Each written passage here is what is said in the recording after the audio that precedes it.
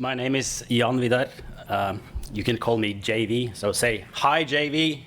Hi JV. Oh, one more time, please. Hi JV. Hi JV. Ah, there you go. I'm sure a lot of you have been sitting down for quite some sessions today already, so I'll try to do this a bit different than most, I hope. I will show you some code, I will show you some stuff, and I will talk about things that I think most of you don't think about too much every day. So I will talk about application shielding. Does anyone actually know what that is? Okay, one guy knows. That's cool. I heard someone actually whisper security, and you'd be right. It has definitely something to do with security. But if we can look at what others are saying about it, it's more a discipline of security, which is an ever kind of evolving thing.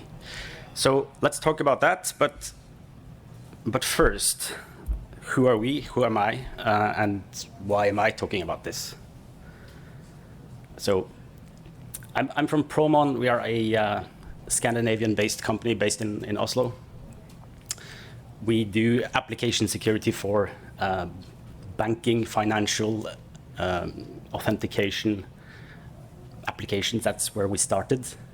And now everyone is thinking, oh, banking grade security, now that's exciting. Banking grade security, that's exciting. Okay. Well, it can be. That's our bread and butter. We're also doing other types of application security as well. And I don't know if you remember this guy. No? Okay, some do. So we discovered some vulnerabilities in Android. I don't think this was ever fixed. And then we discovered this vulnerability a few months after. This one was actually fixed by Google.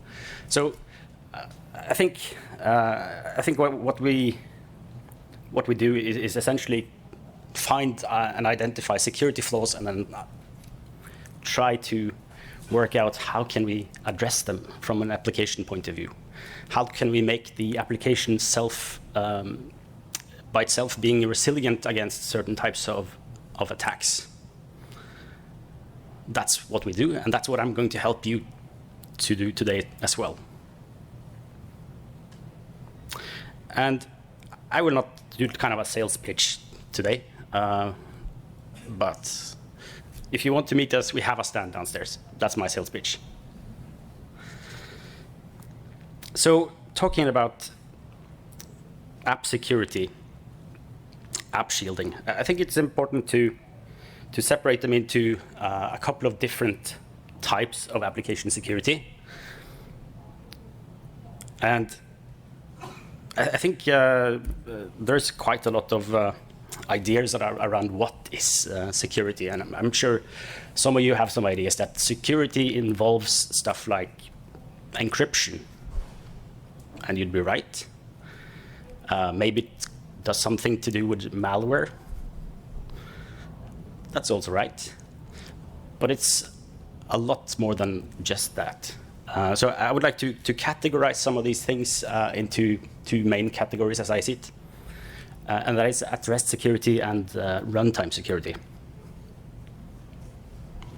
Any idea what's the difference? Oh.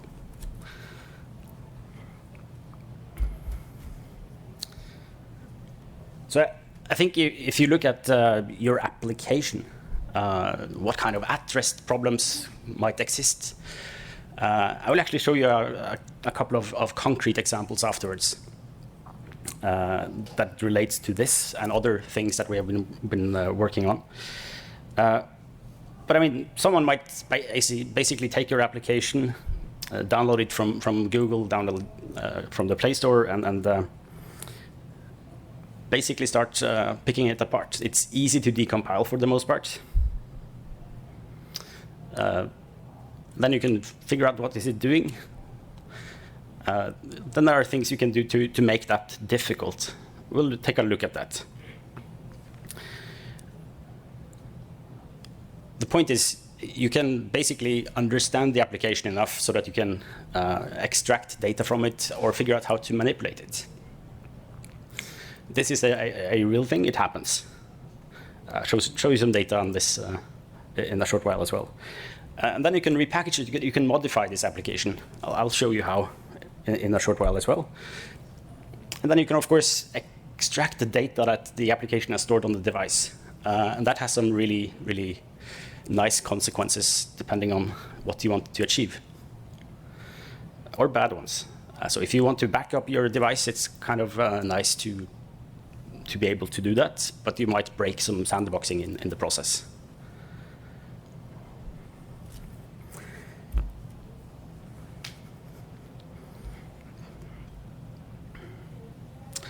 So if you move to the other aspect, which is more the runtime attacks, these are the things you can do while you're running the application,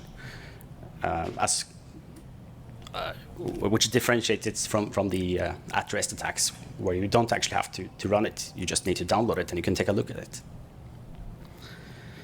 So what we see is that there are a lot of different types of malware using this kind of attack. And of course, if you are working with a penetration tester, they would be doing this. If you are working and are actually experiencing fraud or different types of attacks, they are all doing some kind of runtime attack. I think they probably would prefer just doing a repackaging of your application in the first place, but if that doesn't work, then we would have to attach something to it. What's easy to do is attach a debugger. Then you can try to put some breakpoints in there and figure out what's really going on. You can attach Frida. Anyone used Frida before? A couple of hands. Yeah, nice. So you know what you can do with Frida, essentially. I will not actually demonstrate that today, but it's an immensely powerful tool which you can both use as a debugger and a testing tool, but you can also change the behavior of the application at runtime. So that's something we don't see that much in malware, but we see it's happening from targeted attacks. And I think a very, very important part is UI security. How do you know that when you pick up your phone and you go to your messaging app to send a message to your better half, how do you know you're actually sending it to her or him? Well, because the UI said this was the person I sent it to. So there is a potential problem that the UI might tell you something, but what's happening is something else. This is a fundamental problem in all sorts of applications, which are not trivial to detect, and it's not obvious what you can do about it. But there are things you can do to make it more resilient, for sure. This is also where Strandhog comes in as an attack, where basically you can inject a activity into another application, which is not your application, but it looks like it, and you have no way as a user to basically determine that actually that's what's happening. I'm not actually interacting with my application, I'm interacting with a different application.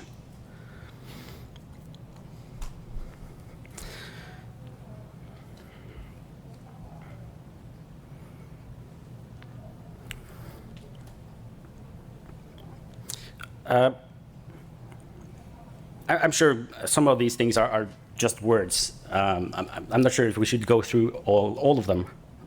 We can, but I think it will take a lot of time, maybe. But I think the most important thing is that your application contains lots of different parts.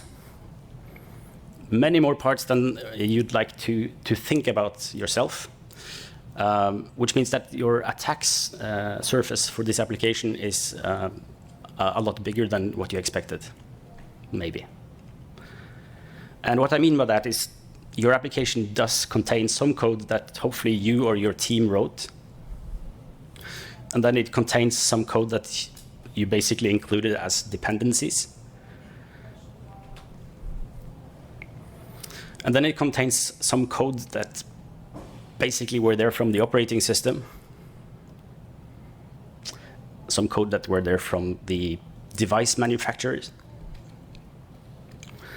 And all of them can be attacked in different parts. And how do you safeguard against that?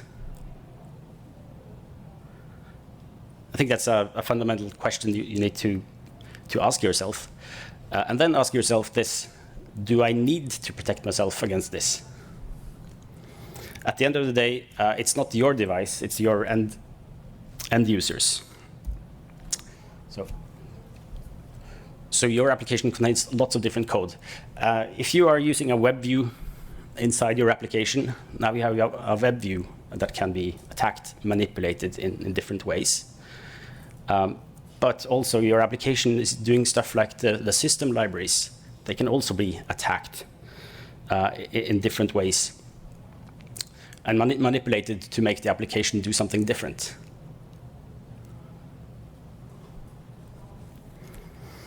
So if we talk about the Android security model, or what I think is more the modern application security model, I think the most important thing that was done on these devices were the sandboxing, which basically means that one application do not have access to data from another application. And of course, they can be restricted in what they can do.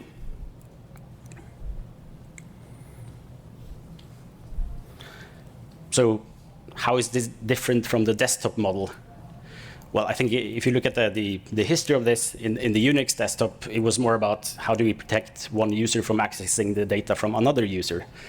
And then fast forward a few decades, and then we have lots of different applications, and everything exists within your own desktop space.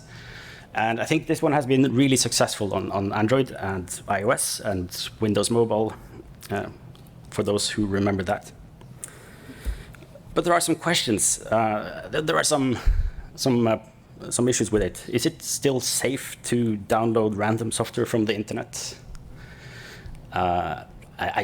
My father got this advice 20 years ago: do not download stuff from the internet. And he still calls me whenever he needs to install an app.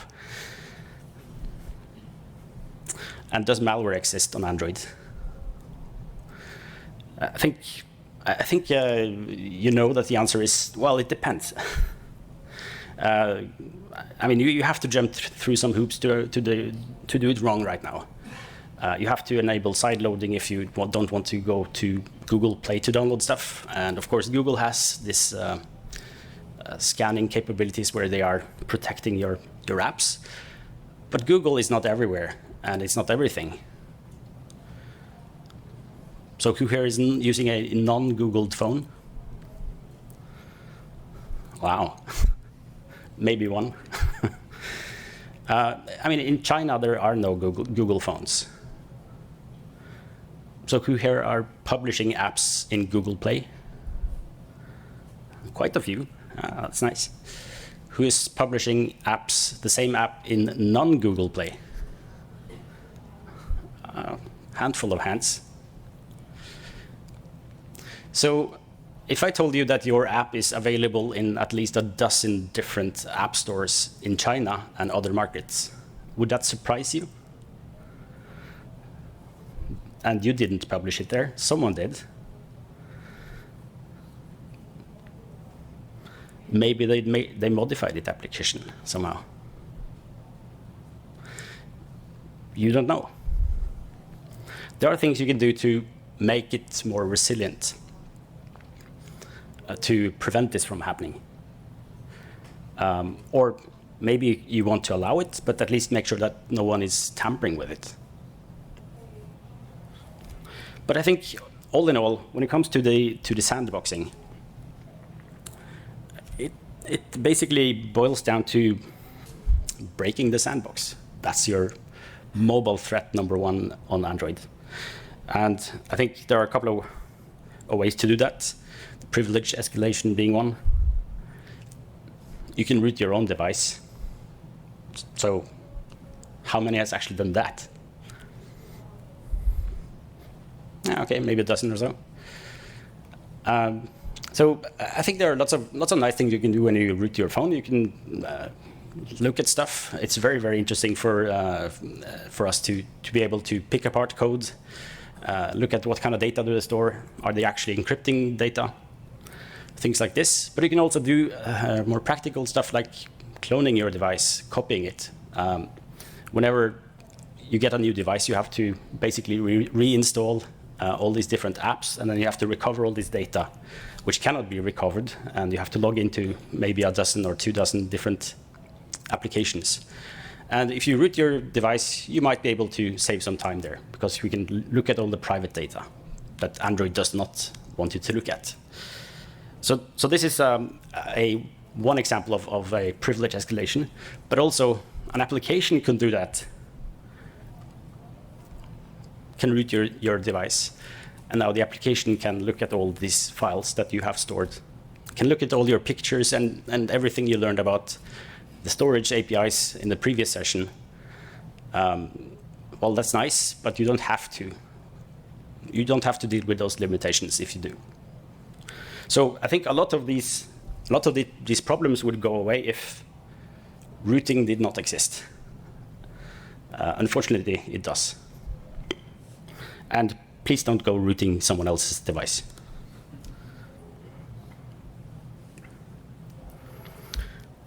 So, I mean, if you go to the OWASP mobile top 10, there is some really, really good advice on what you can do to protect your application. And one of the things that it does say is that maybe you should check if your device is rooted. And then you can protect your app and basically prevent it from working. And then you would come up with some code like this. And you can add this kind of safeguard to it, which basically says that I don't like it when you are rooting or using a rooted device. So I'm not going to let you do your financial transactions or play the game on this device, because I don't like people from cheating or scamming, doing stuff like this. And this is a pretty naive implementation, which I think quite a lot of you probably have done something like this at some point, or use a open source component that does this. But, I mean, I can fix this code. There we go. So how can we prevent this from happening?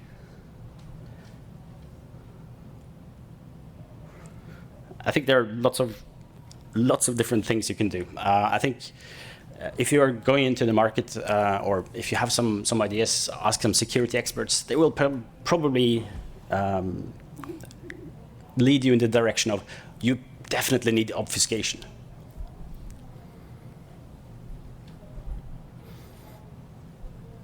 Probably, maybe. So obfuscation would make it harder to find the function that determines that my device is rooted. But that's it.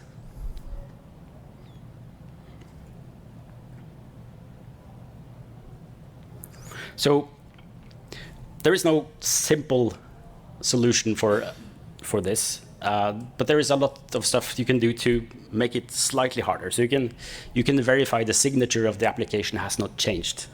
That means no one has actually manipulated the application and is basically running a different application. That's one concrete thing you can do. However, if you do the most simple implementation, you would end up with a similar function which says is repackaged and return false.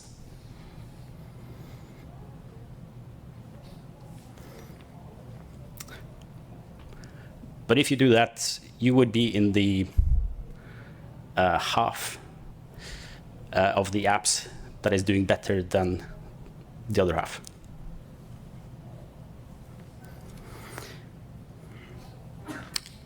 We will take a look at repackaging specifically in a short while. The other thing about the sandbox is how can you work around it? And I think quite a lot of the data protection that you have in place already is working quite nicely. But there are accessibility services that can read all the content on the screen. I think most of you are thinking about accessibility services as kind of text-to-speech services that can read content from the screen, maybe. They can. And the user have to enable them explicitly for it to work. But there are lots of other use cases for accessibility services. Examples being password managers. They would read the content, figure out which application are you using, which view are you looking at. In this case, I'm going to put in and enter this specific password. Now that's awfully nice. The problem is when you are enabling all these services and are basically opening up for lots of different types of useful screen readers like this. They can also, you can also fool users into installing different types of screen readers that do malicious things. We have seen some concrete examples of payment applications where you are opening up the payment application. You are basically authenticating yourself, maybe with biometrics. And at this point, the screen reader kicks in and basically changes the payment account numbers to point to some other account number, and then it's actively hitting the send transaction button. And it's not breaking any laws or rules. The sandbox is still there, it's still working.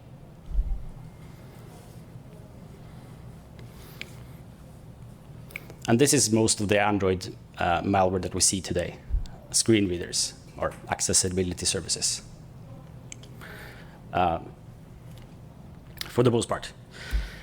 Then, of course, there's the factor that you can't really rule out. I mean, we found Strandhog, but there are probably a lot more of these. Simple kind of exploits that aren't really exploiting stuff and isn't really breaking or rooting the device in different ways. And of course, the Strandhog attacks still work on older Androids. So unless you require Android 10 and above, then you are pretty good. Otherwise, we have some advice on our website for what you can do to protect your own application by doing some changes to your application manifest.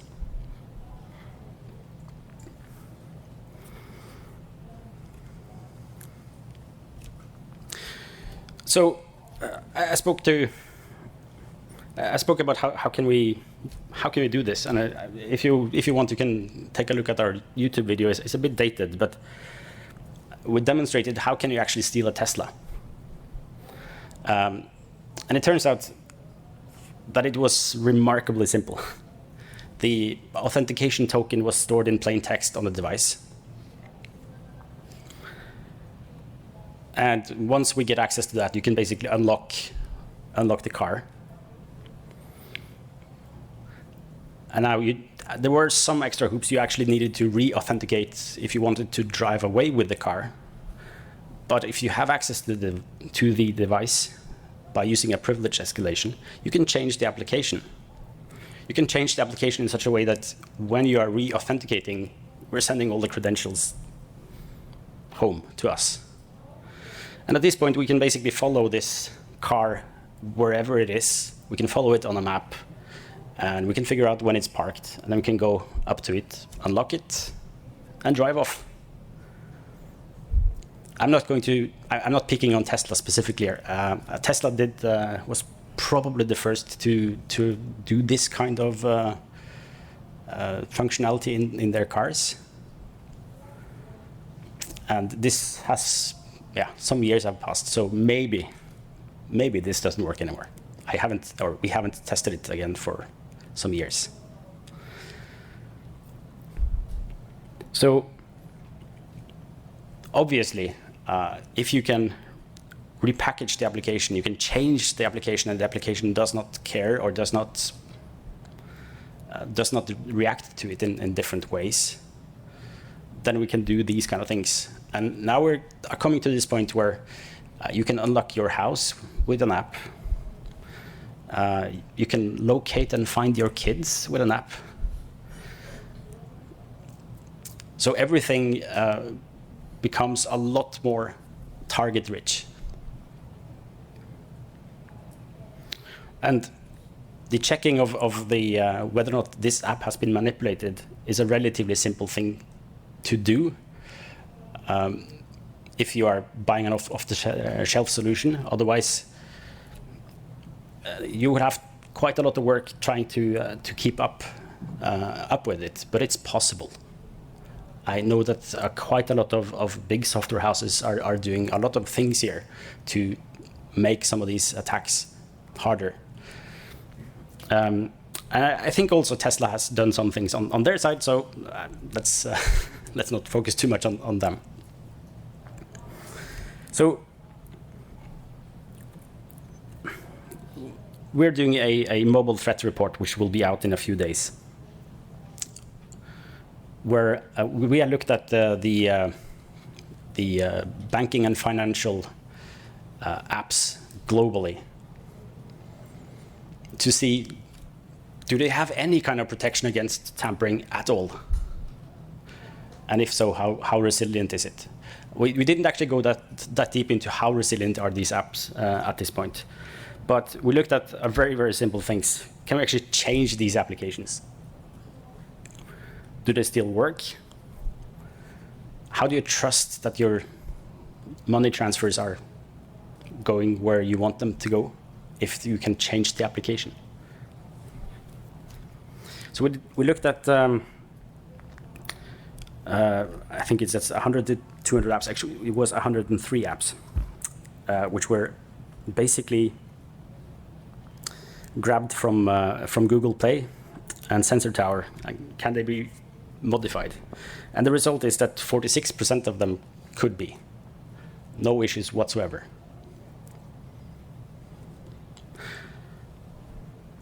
And then we can break it down into what kind of applications are more secure by category or things like this. But these applications are available also from non-Google Play app stores.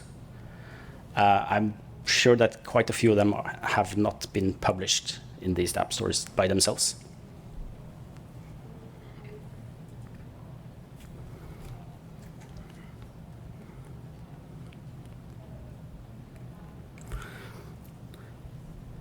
So I think that the key takeaway here, though, is that the application has lots of different parts, not just your code. There are things you can do to make it more secure. I think follow the OWASP guide, Mobile Top 10. And I think that's a really, really good start. And if you decide that you don't want to do this yourself, you can look at least 2 different sponsors of this conference today that can help you. And that is me being not salesy. So, thank you. I think we have some time for questions. And also come by our stand and solve our wrapper or malware quiz.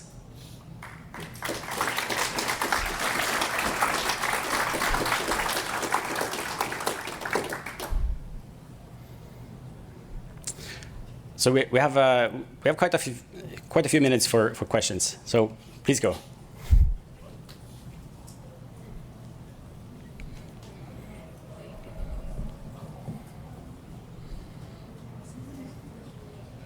Any questions?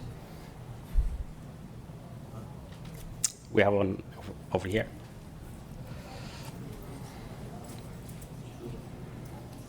You mentioned the OWASP top 10 for mobile. Is the last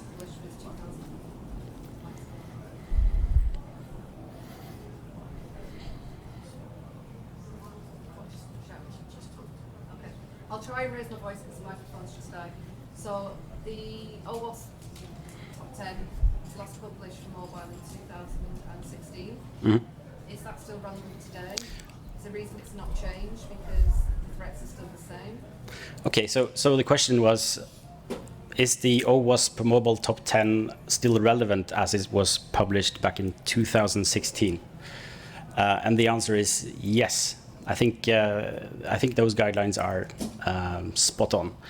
I think also the Android ecosystem has grown and matured quite a bit since then. A lot more security has been implemented, and especially in the privacy area, which is making things a bit harder for you to do certain checks, maybe. But I think the threats are still the same. Yes.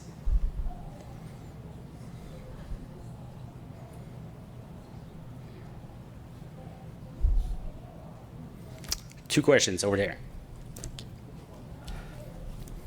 Are there any additional security threats when development SDK can be integrated by? Okay, so the question is, if you are developing an SDK and integrating that, or someone else is integrating that afterwards, are there additional security problems? Yes. So one of the things, one of the challenges with integrating or securing a SDK is that you don't really know what the entire final application is going to look like. So if you're doing clever things like looking at whether or not the application has been signed correctly, then you don't really know that up front. So you have to do slightly different things to achieve something like this.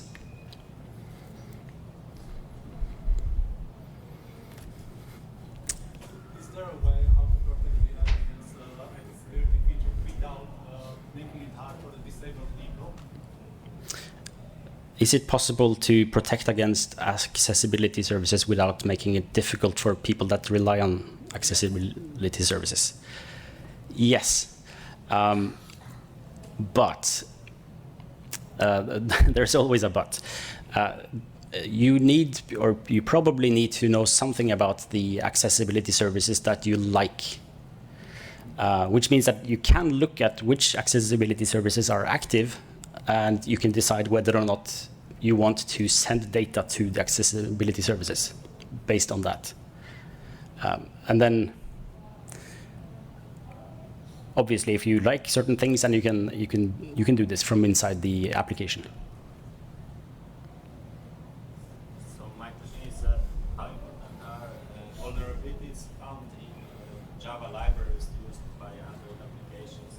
When the apps are sandboxed, is this a real threat? So question is, are Java vulnerabilities or library vulnerabilities inside sandboxed applications, are those a threat for the application? Well, I think for the application, it can be, depending on how the application is using those libraries, of course. So quite a lot of the applications, when they're using certain libraries, even though there might be a security problem inside that library, they might not use it in such a way that it's exploitable. So then it might not be a problem. And then, of course, the other aspect, depending on how this application can be, are using this library, it can do certain things. That it can do privilege escalations and things like this. But again, it depends on a case-by-case basis.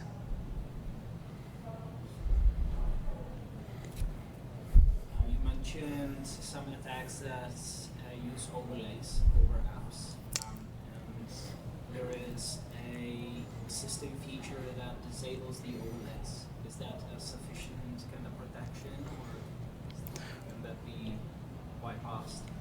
Yes, so the question was about overlays and the existence of system functionality that allow you to block events from, or if there is an overlay of your application, and is that sufficient? I think it depends a bit on the case, but I think for the most part, yes. So a common overlay that kind of existed and was popular some years ago was the Twilight application, which would do kind of a blue filter functionality. And this stopped working after you enable those flags to do not allow interaction with the application if there's another application in front of it. But if you don't use it, what you can see, what we have seen in the past, is that you can trick the user into clicking a button that you are drawing, click here to accept, which can be hidden by this other button that says, go back, do the save thing. And then you can trick the user into enabling things or disabling things that he or she shouldn't do. So there are system features that protect, and I think those are sufficient in most cases. And is there a way to protect against these attacks without using the system, without blocking the overlay? Is it possible to do this without blocking the overlays? It's possible to protect against these overlay attacks without using that system feature to block all overlays. That's a good question. I can't answer you offhand. Maybe. But come by. We have some experts.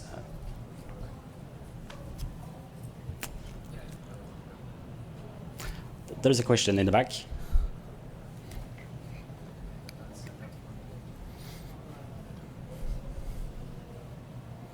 So, is it a memory space safe on a non-rooted device?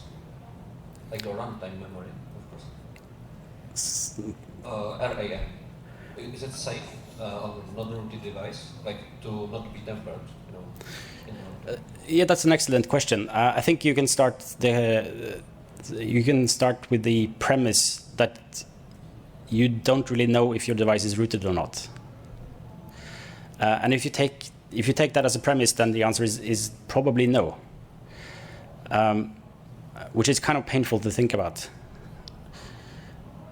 But if you know that no one has access to it, then I think it's safe to assume that no one is tampering with your memory. Yes, so it's all about detecting if the device is rooted or not in this case. Well, I mean, even if your device is rooted, that's not indicative of anyone actually tampering with your memory. So it's whether or not the device is rooted or not is definitely a case where that could be the case. But so is all the other cases as well.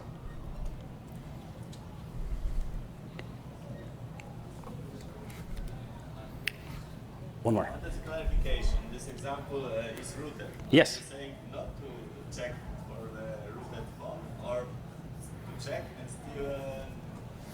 still take into account that maybe the result is that false. Well, I'm not saying that you should not do this. I am questioning whether or not it's actually helpful. I think if you're looking at the privacy aspect of this, I know that Android has been flip-flopping a bit back and forth whether or not to allow certain applications to have access to the system